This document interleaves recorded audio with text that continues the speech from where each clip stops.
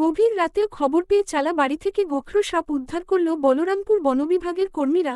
জানা গিয়েছে গতকাল রাত্রি ১:৩০ নাগাদ বলরামপুর বঙ্গাপ্তম গ্রামের মানুষজন বলরামপুর বন বিভাগে খবর দেয় তাদের গ্রামে একটি পরিবারের চালাবাড়িতে গোখরো সাপ চালাতে রয়েছে। খবর পেয়েই সঙ্গে সঙ্গে বনকর্মীরা গ্রামে যান। তারপর রাত্রির আলোতে টর্চ জেলে সাপটিকে প্রায় আধ ঘন্টার চেষ্টায় ধরে ফেলে বনকর্মীরা। পরে তা জঙ্গলে ছেড়ে দেয় তারা।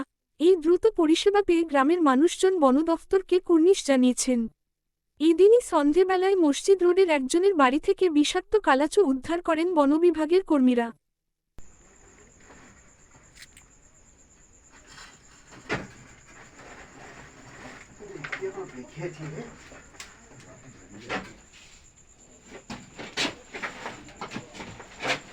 বুঝলে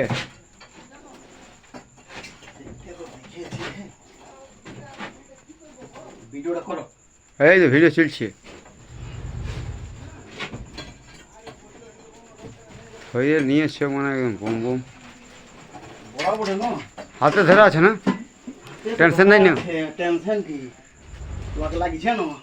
নামবো যাবো দিলে ধরেছে নাম যাবো পাঁচটা ধরে নিয়েছে চল যাই তাহলে ওদিকে। হ্যাঁ ও বাবা রে দাদা আমার দিকে আনো না বাপ।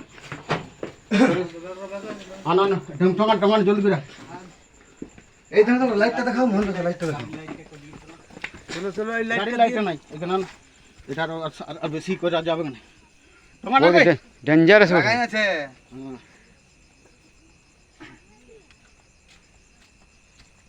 লাইটটা তুমি মারো না লাইট ইয়া দেখে মারো না গাড়ি গাড়ি লাইট মারে গাড়ি গাড়ি মারে লাইট না না মারো না লাইট মারো না ওকে ঢোকা দে। ক্যাপটাকে রেডি করো। ও ঢুকে গেল ঘামে গেল লোকটা। দাদা তাহলে কেমন লাগলো ধরতে? আমরা বলি যাক আপনারা পৌঁছিলেন বলে আমাদের এত বড় একটা কাজ হইল। তো বক্তব্য দে স্বপন দা হ্যাঁ ফরেস্টের লোক পৌঁছিল কটার হ্যাঁ। সময় 1:30টার সময় রাত 1:30টায়। এখন রাত কটা বাজছে? রাত 1:30 বাজছে। আর 1:30টার সময় সার্ভিস 1:30টার সময় মানতে service, হবে। হ্যাঁ মানতে হবে। ঘর তাড়াতাড়ি করে মানে যেভাবে ধরেছে আর যে মানে রাগিদার জিনিস বিরাট ব্যাপার। তো এটা দেখতে আমাদের পাচ্ছেন বিরাট ধন্যবাদ। আমাদের শিকারী ভাইও আছে এখানে।